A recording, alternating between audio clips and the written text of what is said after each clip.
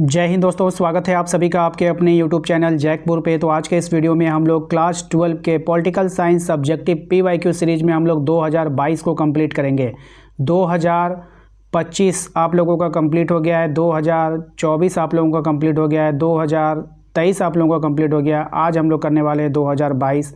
ये 4 साल का काफ़ी है, आप इतना करके जाइए, काफ़ी सारे सवाल आपको एग्ज़ाम में देखने को मिलेंगे। तो वीडियो काफ़ी इंपॉर्टेंट है, शुरू से लेकर अंत तक बने रहिए। साथ ही साथ यदि आपने अभी तक हमारे चैनल को सब्सक्राइब नहीं किया तो कर लीजिएगा, क्योंकि इस चैनल के माध्यम से आप आने वाले एग्ज़ाम जो भी हैं, चाहे आप BA में एडमिशन लोगे तो वहाँ पर भी आपको काफ़ी हेल्प मिलेगा। ठीक है, आइए सबसे पहला सवाल आपके स्क्रीन पर। पहले सवाल में बोला है दक्षेस के 4 सदस्य देशों के नाम लिखना है। दक्षेस का मतलब सार्क, तो सार्क में पहले जितने सदस्य देश हैं वो आपको याद रहेगा, तभी तो आप 4, 5, 6, 2 जितना पूछेगा उतना नाम लिखना है। तो दक्षिण एशियाई एक संगठन है जिसमें 8 देश शामिल हैं। कभी कभी पूछता है कितने देश हैं, तो 8 देश हैं। कौन कौन से देश हैं भाई? तो भारत, पाकिस्तान, बांग्लादेश, नेपाल, भूटान, श्रीलंका, मालदीव और अफगानिस्तान। अफगानिस्तान जो है सबसे अंतिम और नया देश है जुड़ने वाला। इनमें से कोई भी 4 देशों के नाम आप लिख सकते हो। ठीक है, ये तो हो गया। दूसरा सवाल है कि एमनेस्टी इंटरनेशनल क्या है? तो एमनेस्टी इंटरनेशनल एक अंतर्राष्ट्रीय संस्था है जो दुनिया भर में मानव अधिकारों की रक्षा के लिए काम करती है। किसके अधिकार के लिए? मानव अधिकार के लिए। इंसानों का जो अधिकार होता है उसकी रक्षा के लिए काम करती है। ये अन्याय के खिलाफ आवाज़ उठाती है और लोगों को उनके अधिकार दिलाने में क्या करती है? मदद करती है। तीसरा सवाल पे आते हैं। इसमें कह रहा है संयुक्त राष्ट्र संघ के 2 उद्देश्य आपको बताना है। इसके क्या उद्देश्य हैं? देखिए, विश्व में शांति को बहाल करना, शांति और सुरक्षा बनाए रखना, देशों के बीच सहयोग और मित्रता को बढ़ाना। जैसे कि 2 देश है आपस में तू मैं कर रहा है, तो बीच में संयुक्त राष्ट्र संघ दोनों के बीच में दोस्ती करवाएगा। ठीक है, यही इसका काम है। आइए अगले सवाल पे आते हैं। क्वेश्चन नंबर 4 में आपसे कहा है कि जयप्रकाश नारायण के द्वारा शुरू की गई क्रांति का नाम बताइए। उस समय भारत का प्रधानमंत्री कौन था? आपको ये भी बतानी है। जयप्रकाश नारायण के द्वारा शुरू की गई क्रांति का नाम संपूर्ण क्रांति था। उस समय जो भारत के प्रधानमंत्री थे वो इंदिरा गांधी थी। ठीक है, ध्यान रखना है। नेक्स्ट सवाल है आपका, नर्मदा बचाओ आंदोलन का नेतृत्व किसने किया है? नर्मदा बचाओ आंदोलन का नेतृत्व मेधा पाटेकर ने किया था। ध्यान रखिएगा। उदारीकरण क्या है आपको बतानी है। देखिए, उदारीकरण एक आर्थिक नीति है जिसमें सरकार व्यापार और उद्योग पर लगाए गए नियमों को कम कर देती है। उदारीकरण मतलब दया दिखाती है कि जितने भी नियम कानून लगाते हैं ना व्यापार व्यापार के ऊपर, तो उसको वो ख़त्म करती है, ताकि निजी कंपनियों को काम करने की अधिक स्वतंत्रता मिल सके और अर्थव्यवस्था का क्या हो? विकास हो। क्वेश्चन नंबर आते हैं 7 में। कह रहा है कि किस वर्ष भारत के किस राज्य में ताड़ी विरोधी आंदोलन शुरू हुआ था? देखिए, ताड़ी विरोधी आंदोलन 1990 के आसपास भारत के आंध्र प्रदेश में शुरू हुआ था। ठीक है, ध्यान रखिएगा। ताशकंद समझौता का वर्णन करना है आपको, ध्यान दीजिए।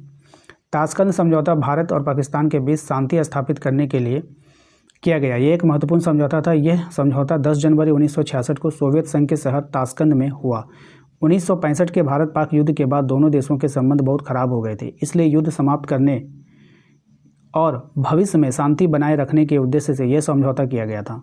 ठीक है, मतलब दोनों के बीच में आपसी में मतभेद हो गया था भारत पाकिस्तान में। भारत की ओर से प्रधानमंत्री लाल बहादुर शास्त्री और पाकिस्तान की ओर से राष्ट्रपति अयूब खान ने इस पर हस्ताक्षर किए। समझौते के अनुसार दोनों देश अपनी सेनाएं युद्ध से पहले वाली सीमा पर वापस बुलाएंगे और आपसी विवादों को बल प्रयोग के बजाय बातचीत से सुलझाएंगे। साथ ही दोनों देशों ने एक दूसरे के आंतरिक मामलों में हस्तक्षेप न करने का वादा किया। ये समझौता इसलिए भी याद किया जाता है क्योंकि हस्ताक्षर के कुछ ही घंटों बाद लाल बहादुर शास्त्री का निधन हो गया था। ठीक है, ध्यान रखिएगा। क्वेश्चन नंबर आते हैं 9 में। इसमें कहा गया संयुक्त राष्ट्र संघ के महासचिव के क्या कार्य हैं, आपको बतानी है। देखिए, संयुक्त राष्ट्र संघ का महासचिव संगठन का प्रमुख अधिकारी होता है और वो पूरे संगठन के कार्यों का संचालन करता है।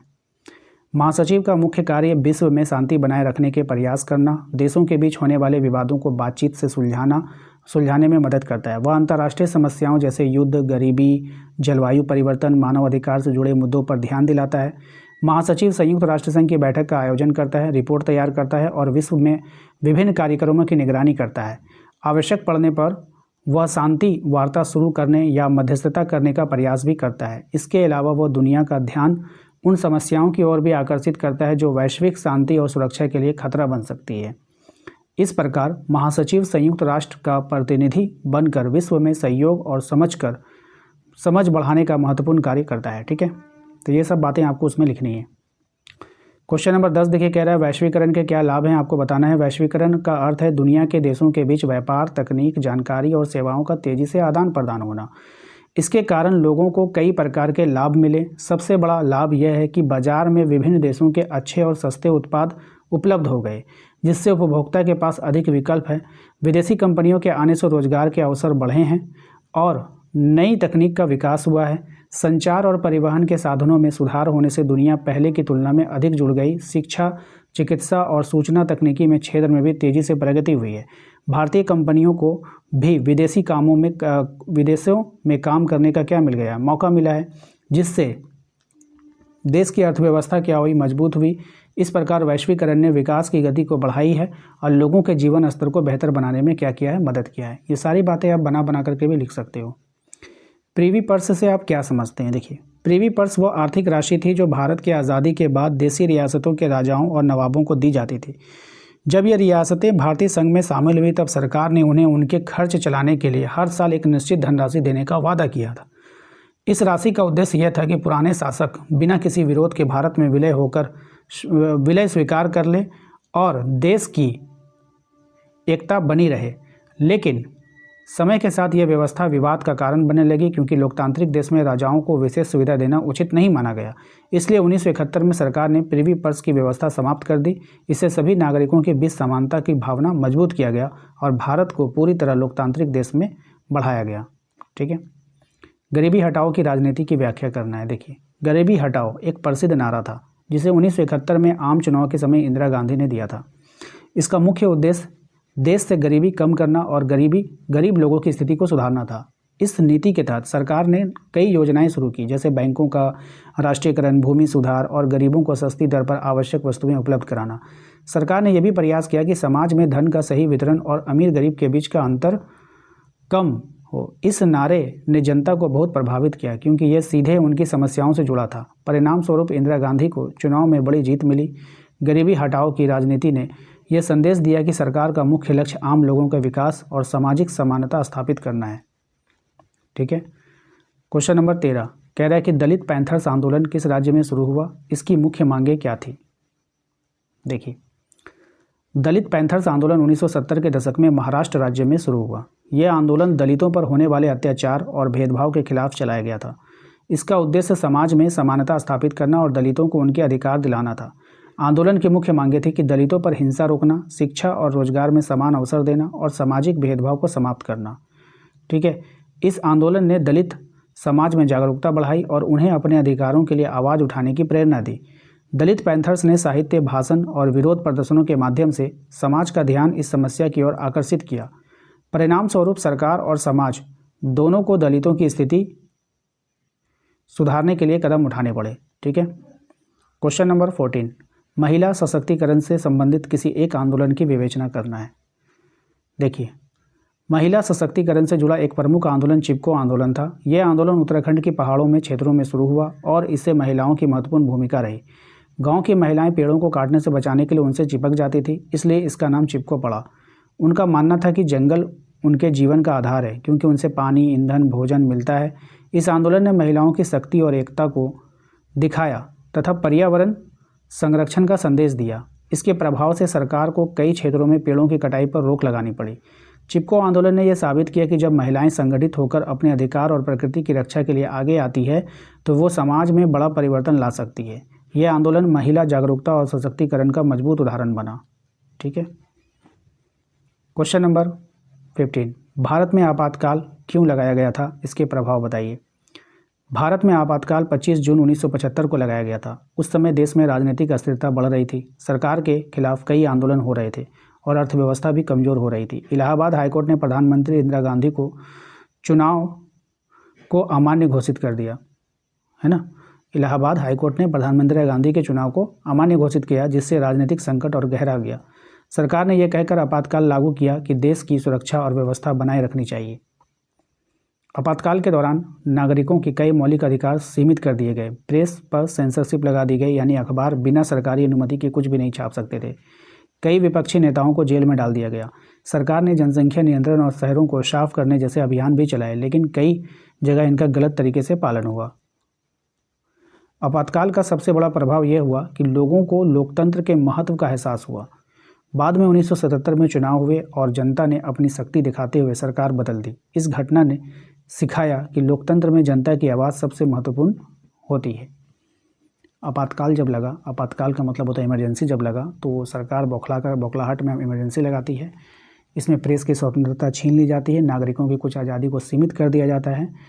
उसके बाद जो है बहुत सारे सरकार फिर वो अपने मनमानी तरीके से काम करने लगती है, लेकिन फिर इलेक्शन होता है, चुनाव, फिर वो हार जाते हैं। जिसने आपातकाल लगाया, इसे इंदिरा गांधी के समय लगा था। फिर नई सरकार का गठन होता है। तो ये सारी कहानी थी आपातकाल की, ध्यान में रखिएगा। क्वेश्चन नंबर 16 है आपका कि हरित क्रांति क्या है और इसके लाभ और हानियाँ आपको बतानी है। टाइम उतना नहीं है इसलिए मैं ज़्यादा एक्सप्लेन नहीं कर पा रहा हूँ, ठीक है। और ये सब क्या है, पॉलिटिकल साइंस है, हिस्ट्री नहीं है जो आप कहानी की तरह इसको रट जाओगे। जो फैक्ट है तो फैक्ट है, आपको पढ़ना ही होगा, ठीक है। गलतियाँ आपने यहाँ पर की है कि आपने शुरू से नहीं पढ़ा, एग्ज़ाम के समय में पढ़ने आए हो तो फिर थोड़ा सा आपको प्रेशर लगेगा, लेकिन मैंने काफ़ी हद तक इसके लैंग्वेज को सुधारने की कोशिश की है, ठीक है। हरित क्रांति भारत में कृषि उत्पादन बढ़ाने के लिए शुरू की गई एक महत्वपूर्ण योजना थी, यानी कृषियों के उत्पादन को बढ़ाने के लिए किया गया था। इसकी शुरुआत 1960 के दशक में हुई। इसमें उच्च गुणवत्ता वाले बीज, रासायनिक खाद, कीटनाशक और आधुनिक मशीनों का उपयोग किया गया। साथ ही सिंचाई की बेहतर व्यवस्था की गई ताकि फसलों की पैदावार बढ़ सके। हरित क्रांति का सबसे बड़ा लाभ यह हुआ कि भारत खाद्यान्न के मामले में आत्मनिर्भर बना। पहले देश को अनाज आयात करना पड़ता था, लेकिन बाद में उत्पादन इतना बढ़ा कि भुखमरी की समस्या कम हो गई, किसानों की आय भी में वृद्धि हुई और कृषि क्षेत्र में विकास हुआ। लेकिन इसके कुछ नुकसान भी थे। कौन से नुकसान थे? छोटे किसानों के पास महंगे बीज और मशीनें खरीदने के लिए पैसे नहीं थे, जिससे अमीर और गरीब किसानों के बीच अंतर बढ़ गया। रासायनिक खादों के अधिक उपयोग से मिट्टी की उर्वरता कम होने लगी और पर्यावरण को भी नुकसान पहुंचा। इस प्रकार हरित क्रांति ने भारत को खाद्यान्न के क्षेत्र में मजबूत बनाया, लेकिन भविष्य के लिए संतुलित और पर्यावरण हितैषी खेती की ज़रूरत को भी समझाया। यानी कि आप जो खेती कर रहे हो ये नुकसानदायक है, आपको पर्यावरण से जो पर्यावरण फ्रेंडली खेती आपको करनी चाहिए, ठीक है। वैश्वीकरण का भारतीय अर्थव्यवस्था पर क्या प्रभाव पड़ा है आपको बतानी है। देखिए, वैश्वीकरण का अर्थ है दुनिया के देशों के बीच व्यापार और संपर्क बढ़ाना। भारत में 1991 के आर्थिक सुधारों के बाद वैश्वीकरण तेजी से बढ़ा। विदेशी कंपनियों को भारत में निवेश करने की अनुमति मिली, जिससे उद्योग और व्यापार का विस्तार हुआ। इससे सकारात्मक प्रभाव ये हुआ कि नए रोजगार के अवसर पैदा हुए, लोगों को बेहतर वेतन मिलने लगा, बाजार में अलग देशों के उत्पाद आने लगे, जिससे ग्राहक के पास अधिक विकल्प हो गए। सूचना तकनीक, मोबाइल, इंटरनेट के विकास से भारत दुनिया और अधिक जुड़ गया। भारतीय कंपनियों को भी विदेशों में काम करने का मौका मिला। हालांकि इसके कुछ नकारात्मक प्रभाव भी रहे हैं। कड़ी प्रतिस्पर्धा के कारण कुछ छोटे उद्योग बंद हो गए हैं। जैसे बाहरी कंपनी बड़ी बड़ी आ जाएगी तो छोटे कंपनी क्या हो जाते हैं, बंद हो जाते हैं। अमीर और गरीब के बीच अंतर कई जगह बढ़ गया। साथ ही विदेशी संस्कृति का प्रभाव भारतीय परंपराओं पर भी बढ़ने लगा, ठीक है। फिर भी कुल मिलाकर के वैश्वीकरण ने भारत की अर्थव्यवस्था को मजबूत किया और देश को तेज़ी से विकास की ओर आगे बढ़ाया, ठीक है। चिपको आंदोलन क्या था, इसका क्या महत्व है, ये वाला मैंने आप लोगों को करवा ही दिया। महिलाएं वाला फिर से रिपीटेड क्वेश्चन है, आप इसको चाहो तो स्क्रीनशॉट लेकर के दोबारा पढ़ सकते हो, ठीक है। ये मैं स्क्रीन पे लगा दिया हूँ, बार बार एक ही सवाल नहीं पढ़ना चाहिए, ठीक है।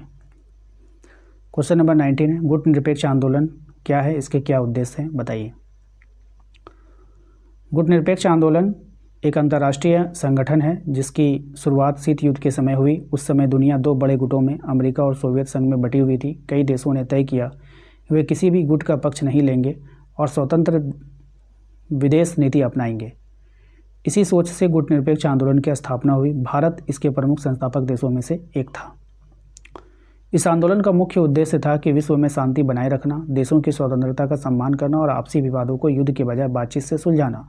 यह आंदोलन छोटे और विकासशील देशों की आवाज़ को मजबूत बनाता है ताकि वे बड़े देशों के दबाव में ना आए।